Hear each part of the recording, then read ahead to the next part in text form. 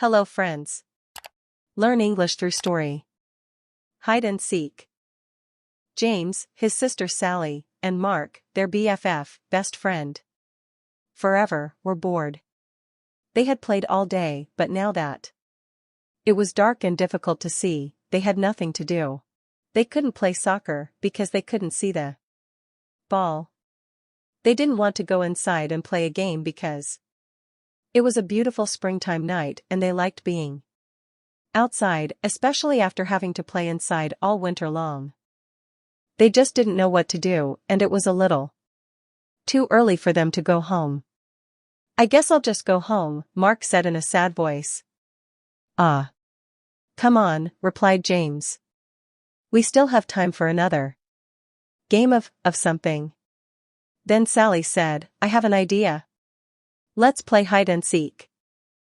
"I was just going to say that," James said. "Yeah, I'll bet," replied his sister. "You always say you were thinking of whatever I think of," she snapped. "Do not," James said in a loud voice. "Do too," yelled Sally. Mark just looked down at the ground and shook his head from side to side. "They are at it again," he mumbled to himself. Then he yelled, "Okay, let's play hide and seek. I'll be the seeker." He turned, faced a big tree, closed his eyes, and started counting out loud. 100 to 99, 98 to 97. Sally and Mark stopped arguing, looked at each other, and ran off in different directions to find a hiding place. In the distance, they could still hear Mark counting. 4 to 3, 2 to 1. "Ready or not, here I come." Then he turned and began looking for places where they could be hiding. Finding Sally was easy. She always ran off and then circled back, so she would be close to base, the safe place to get to before being tagged. Mark looked for the biggest tree and ran towards it. But she wasn't there. "I'll bet she's behind that big bush," he said to himself. So he ran to it and was ready to tag her. But she wasn't there either. As he turned around, he saw James running towards base and darted after him.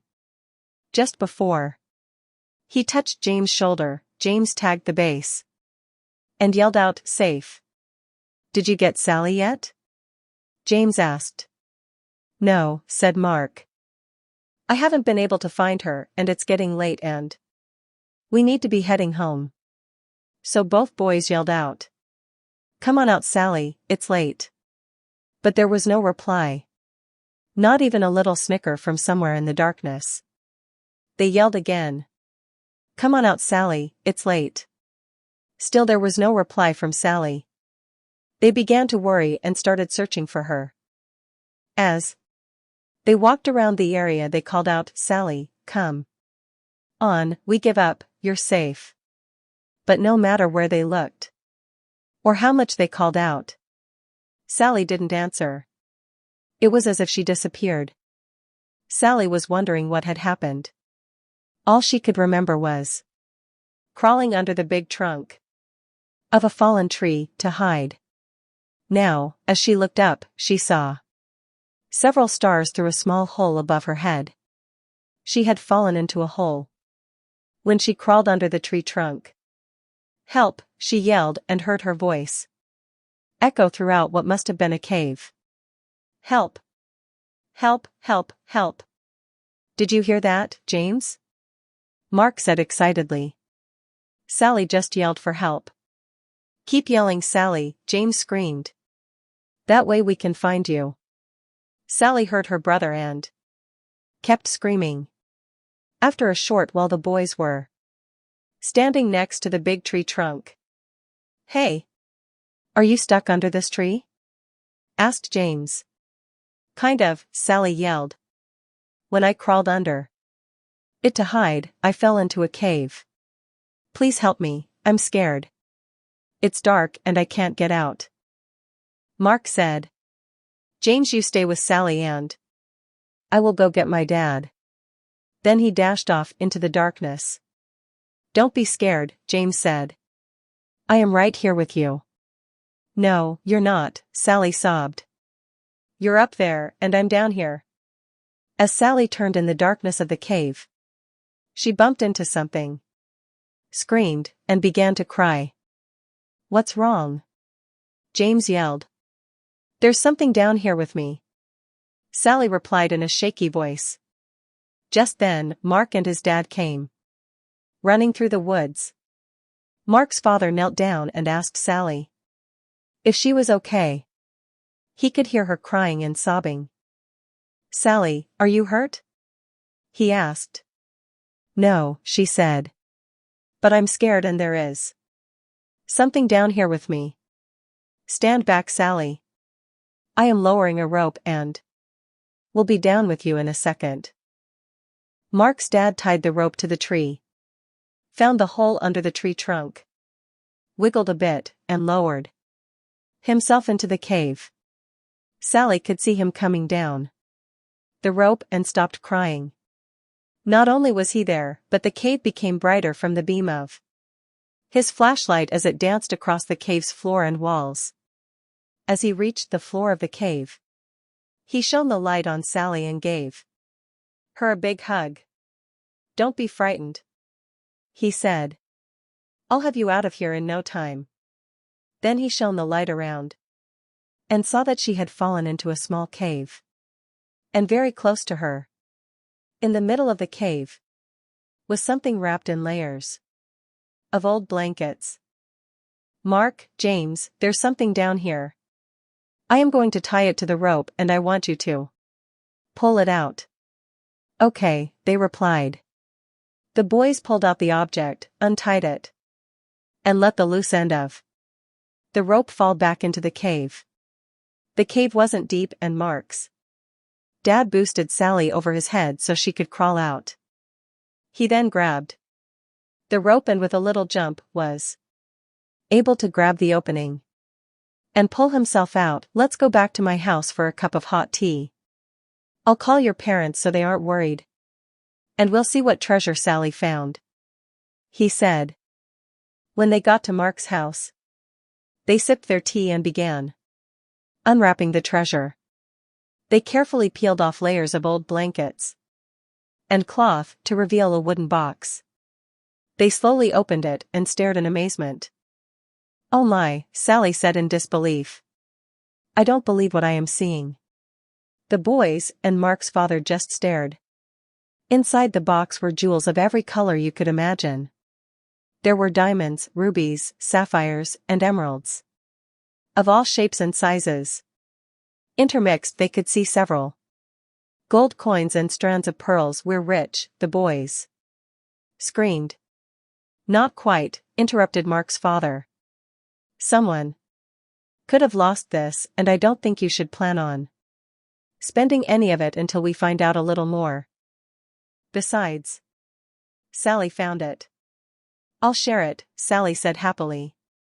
That's nice, Sally, replied Mark's dad, but the right thing to do is contact the authorities. The next day, the four of them and Sally's mother drove to the police station, explained what had happened, and gave the treasure to the police to hold while they conducted their investigation. They left the police station sadly. And even the double-dipped ice cream cones Mark's father bought for them didn't make them smile. They drove back in silence. Several weeks passed with no word from the police. Then, one evening, Mark's father called James, Sally, and their parents. The police just called and I think you should come over right now, he said. I'm afraid there is some bad news about the treasure. The police are on their way and we'll explain everything when you get here. Sally and James didn't say much during the ride to Mark's house. Sally thought that since it was bad news, the treasure belonged to someone else, even though they probably lost it. Whatever happened to finders keepers? She mumbled. What did you say, Sally? Her mother asked. Oh, nothing, Sally replied. Then she let out a long, sad sigh that echoed through the car. When they arrived at Mark's house, the police were there with the treasure box. As Sally entered, the captain introduced himself and said, "Sally, this is yours. Your parents need to sign some papers, but the box and its contents are yours." Sally, Mark, and James shrieked with joy and danced around the room. Then Sally said, "What is the bad news?" The captain smiled and said, "The treasure is worth more money than you can imagine, and with your newfound wealth comes great responsibility." Sally didn't quite understand what the captain was talking about, and right now it really didn't matter. Mark asked, "Are you going to share?" "Of course," Sally said. "If you and James didn't help me, I might still be there." Several days later, Sally asked everyone over to her house, "I have decided what to do with the money from the treasure after it is sold," she said.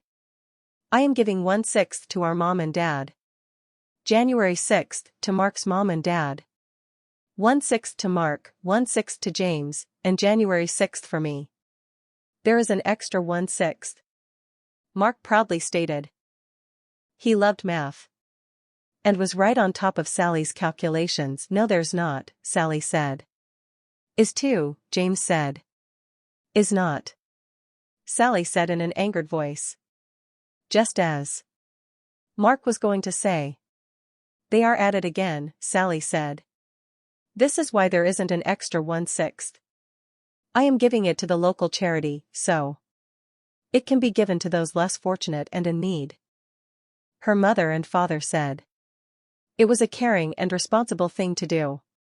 They were very proud of her and knew that she understood what the captain meant when he had turned the treasure over to her just days before. Subscribe to my channel for more videos. Thanks for watching.